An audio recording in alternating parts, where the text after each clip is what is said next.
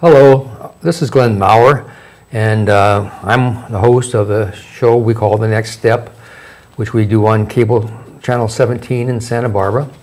It's also available to those of you who might be interested in watching it on Ustream and YouTube, and you can find it by Googling The Next Step TVSB, Ustream and YouTube, and you'll come up with not only this show, but all the other shows that we've done over the last few years.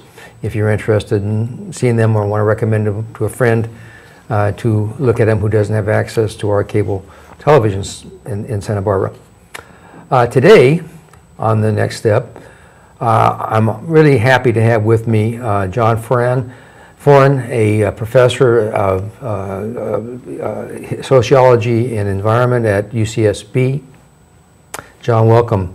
John is just returned from a meeting in Lima, Peru, COP20, and COP20 dealt with questions around global climate change, global warming, whatever you want to see. On the screen behind us, you will see a representational map showing global temperature variations for the year 2014, the hottest year yet recorded by scientists in the history of such recording and study, 130 some years, I believe.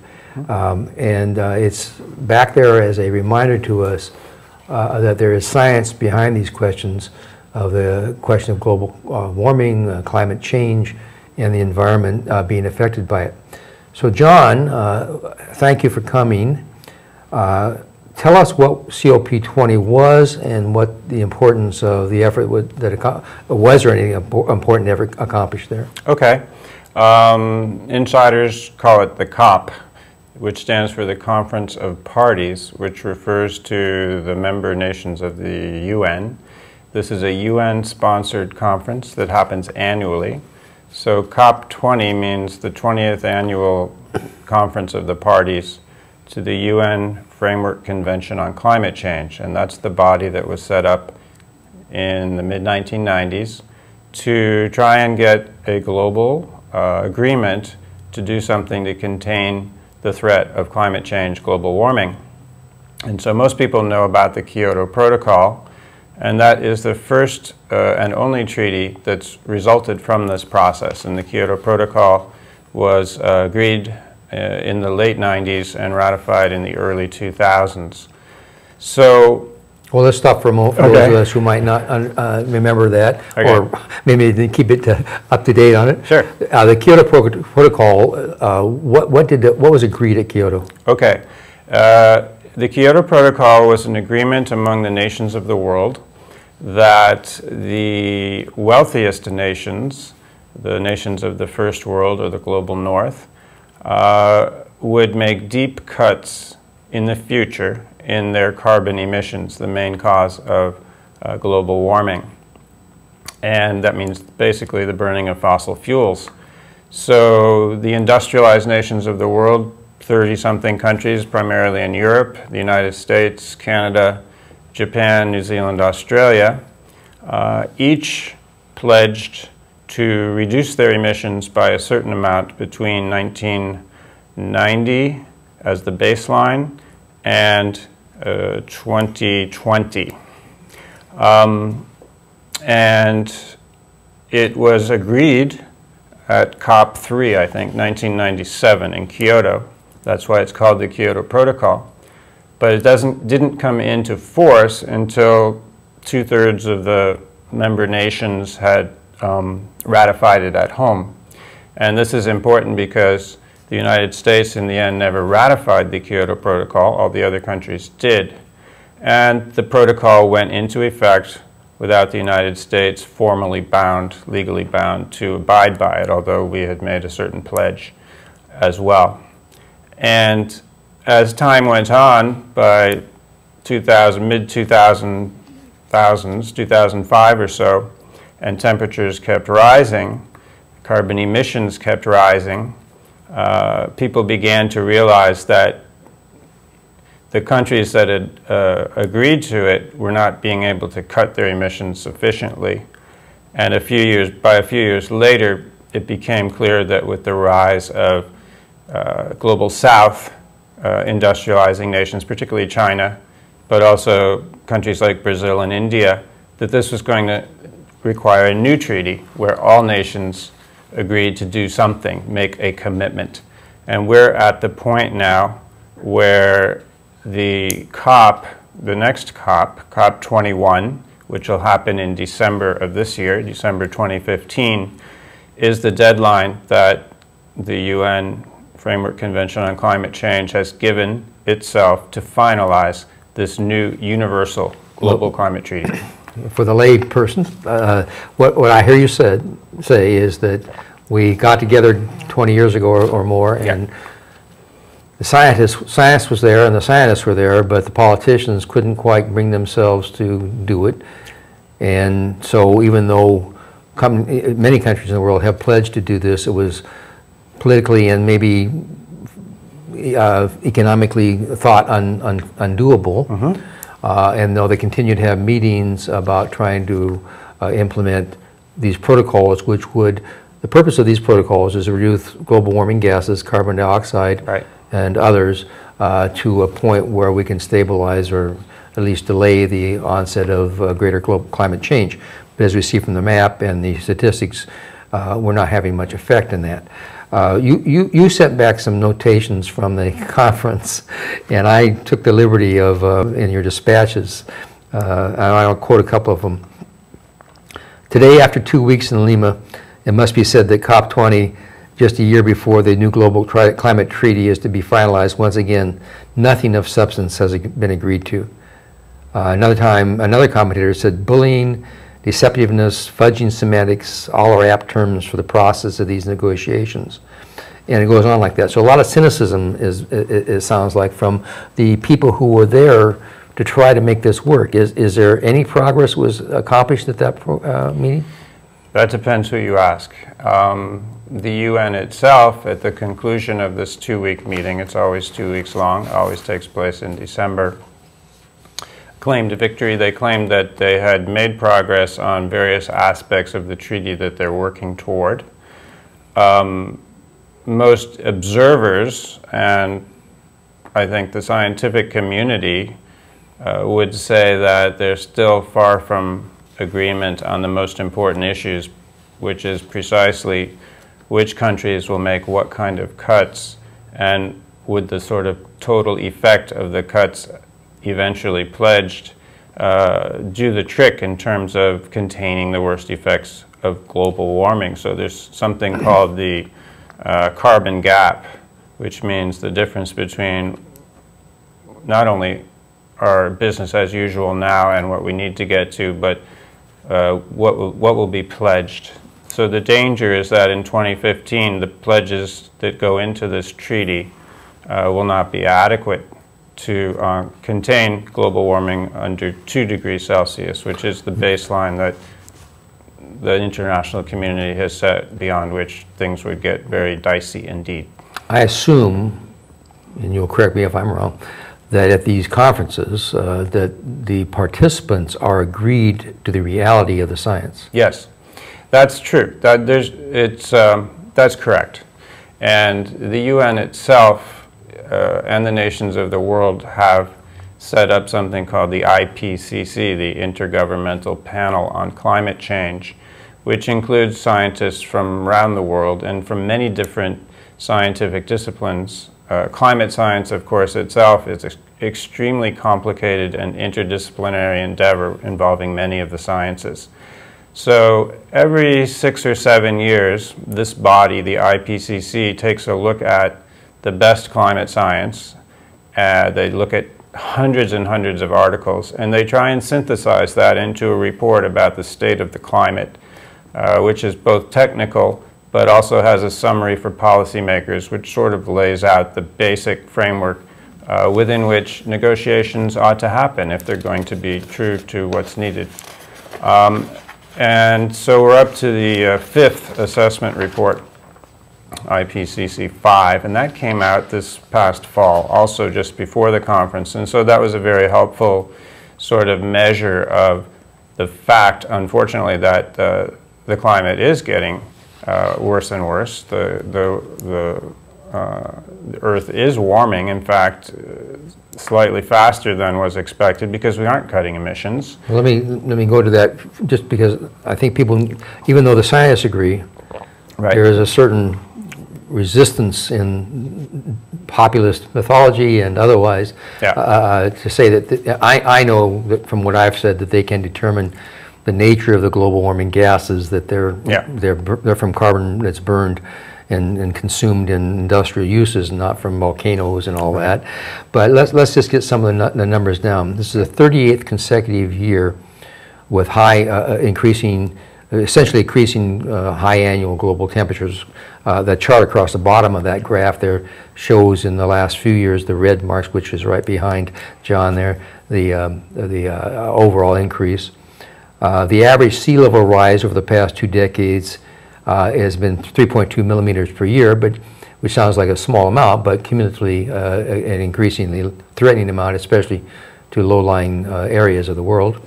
The Arctic in 2014 saw the 6th lowest ice cover. That was last year, of all the record they've had, the studies they've had. The rise in global temperature over the last 130 years, which is the record that they've got, fairly agreed upon, accurate scientific information, 1.03 degrees Fahrenheit higher than the 1961 to 1990 average. So again, you can't see the chart on the bottom of that map behind us, but if you go through that 130 years and take the center part as being a sort of a standard common norm, you can see that since that period of time from 1961 to 1990, thank you, the actual increase has been dramatic. We had some cooling, or what I would say relatively stable behaviors, and then all of a sudden it's taken off. So it's total rise since 1880 over 1.4 degrees. And what does that mean to the world, to the environment of the world? Okay, great. First I want to give a shout out to the science. This, as I've said, it's an extremely difficult set of measurements and synthesis of so much knowledge to make these basic points about the climate. I have tremendous respect for people working on this.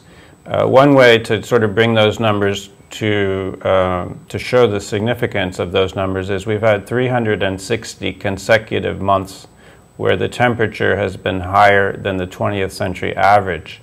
So unless you were born before, I don't know what that is, 30 years, unless you were born before 1984, you have, every single month that you've lived has been hotter than it was throughout the 20th century on the average.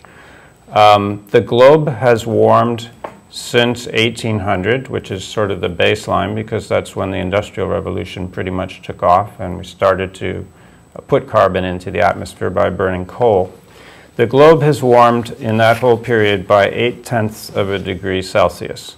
And as you say, for the Celsius challenge, that's apparently 1.03 degrees Fahrenheit. The way that, that carbon and other greenhouse gases work in the atmosphere is it takes time for the gases that are already there to have an effect on the temperature. There's a delay or a lag. So we've warmed 0.8 of a degree Celsius, but we've already built in another 0.6 of a degree for a total of 1.4 degrees that we're going to face the reality and consequences of even if we stopped burning fossil fuels today. That's in process and irreversible. Correct.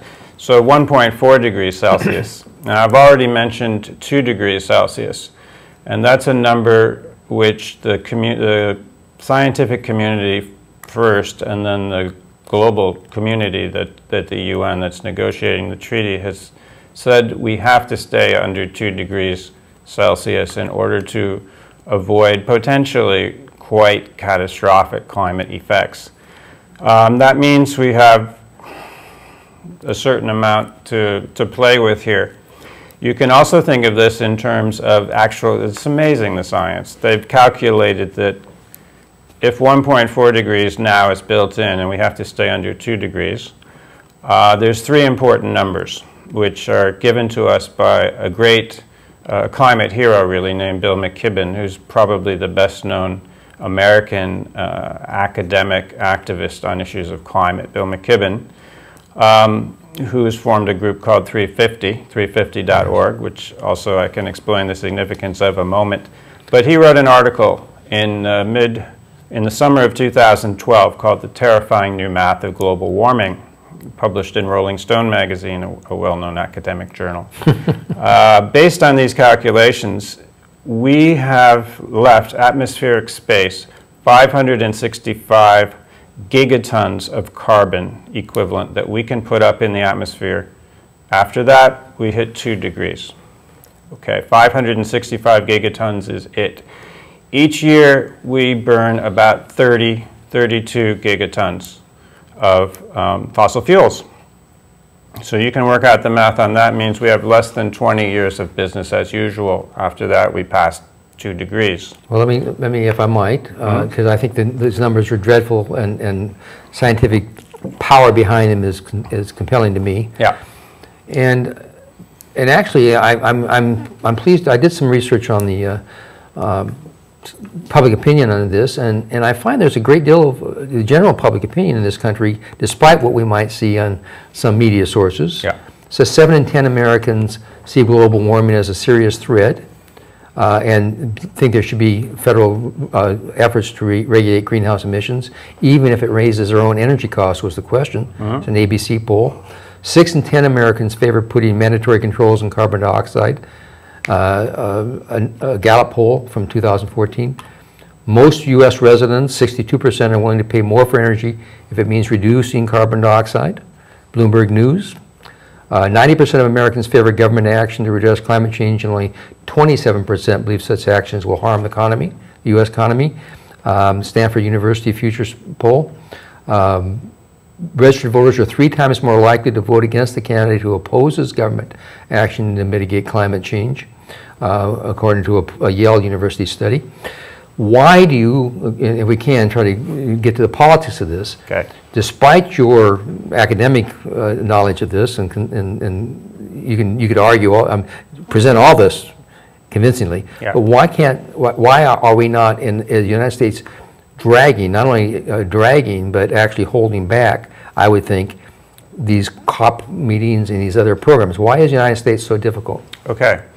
There's a political part of this question, and there's an economic part of this question. So everything is related here. We have the science, which is like gravity. We can't really question what's going to happen scientifically. Even if we do question it, if we don't believe it's correct, it's going to happen. I want to complete those terrifying numbers, because that gets us into the politics and the economics of this, and why in the United States in particular is pretty much the main nation in the world where it's not more like 90% of the population is on board with this. We have this atmospheric space of 565 gigatons. What's scary is that the proven reserves of the fossil fuel industry is 5 times that amount. That's not counting new reserves will be discovered in the future. Therefore, they're prepared. I mean, their business model is to burn all of that, which will put us way beyond 2 degrees. And what it means, what the social science therefore tells me, is that we have to leave about 80% of the existing reserves of these corporations, the biggest corporations in the history of the world, in the ground, or we pass a dangerous threshold with global warming. So then we come to the economics. Therefore, those corporations, they intend to burn that. Their value depends on the markets believing that they will burn that. And in the United States, the fossil fuel industry, everybody knows, gives massive amounts of donations to politicians, both Democratic and Republican. Well, we had President Obama in the State of the Union speech bragging about American energy independence, quote unquote, yeah. Which is largely accomplished in the last few years, if at all, on the basis of fossil fuel. On the basis of extremely dangerous new techniques of what's called extreme energy extraction, like fracking, because the easily accessible oil, natural gas, and in particular oil, has already been taken out of the soil. So now we're looking for Arctic sources of oil, deep water exploration, fracking, trying to get oil out of shale rock and so forth. So we have a problem, that is, these corporations somehow have to be legislated against by a government. There has to be a carbon tax. There has to be something that will slow down the rate at which carbon goes into the atmosphere and fossil fuels are burned. Now, politically, the most interesting recent poll I've seen is that 5 out of 10 Republican voters favor doing something about climate change. They believe in the science. You might say that's only half, but it's a much bigger percentage than their elected representatives, because the Senate, since the midterm elections of last November, has already passed 2 resolutions saying that, with a majority, that climate science is basically wrong. So we just had a vote in the Senate. They voted 93 to, there you go. to 98 to 1 that climate change is real and not a hoax, as part of, as part of a, well, that's very interesting, an amendment to do something else. But yeah, they were willing to say it, 98 to 1. That is fascinating, because that means that a number of Republican senators have changed their position on the science to recognize it, because really, until now, you do not have a future as a Republican politician without saying well, if you're coming from oil producing or like Wyoming or Dakotas, or these states that are dependent upon that industry, that's definitely. Right. And that's true for Democrats too, in states like West Virginia, for example, where coal is found, or in certain states in the West.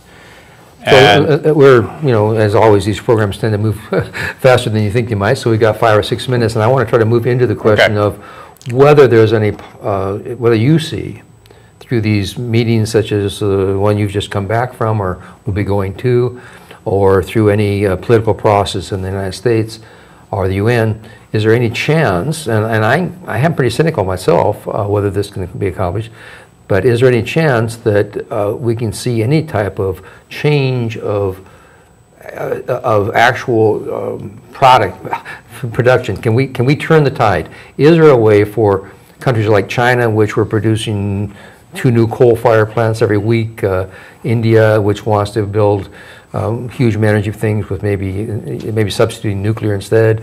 Is there any chance in the next 20 years that this train that you described, with all this already built-in impetus, can be slowed and maybe brought back to under control? Well, let's look at it. What we know is that we have to slow down that train to have a livable future for future generations, and so we have to figure out a way to do that. That's the first point. Whether that seems politically or economically feasible or not, if we don't do that, we've cooked the planet. So a few pointers that I would leave people with include the fact that you mentioned China, which now gets blamed quite a lot because they've surpassed the US in terms of total emissions. Keep in mind that 1/2 of China's emissions are simply the manufacturing of products that we consume. Right. So whose emissions are those? Are they the US consumers, or are they the Chinese producers? Obviously, the solution is clean energy, renewable energy sources, solar, wind, being the 2 leading ones.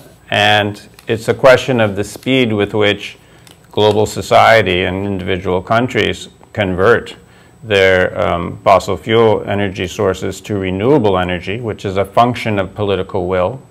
And so certain countries are way ahead on this. You mentioned China. China is the leading producer of solar panels at the same time that they burn the most coal in the world. Germany is a country that's engaged in something called the energy transition. They've made a commitment to going as quickly as possible to renewable energy, and they're getting some fantastic results. And that's without nuclear energy, by the way, which has been judged dangerous, rightly so, as an alternative not to pursue. There were days last summer, I'm told, when over 75% of Germany, the biggest economy in Europe, over 75% of their electricity was generated renewably because they've made the investments in solar, in wind, and so forth. So it is possible, but it requires political will. It requires governmental commitment. It's expensive. There has to be research, and there has to be design and so forth. And my reading of the situation as a sociologist who studies social movements and who is impressed by, over history, the ability of people to take matters into their own hands when governments don't, is that our biggest hope here, faced with the biggest challenge that humanity has ever faced, and clearly, certainly the defining issue of the century, climate change, and getting a handle on that, will require putting together the biggest, broadest global social movement for what we call climate justice, which basically means getting more quickly to renewable energy and making sure that people in the global south who didn't cause the problem, they don't burn a lot of carbon, they're not industrialized for the most part historically, that they have electricity needs. I mean, people live without electricity in India, 400 million people. You would think, and those countries often argue, that we can't cap our fossil fuel burning because we still have needs that haven't been met.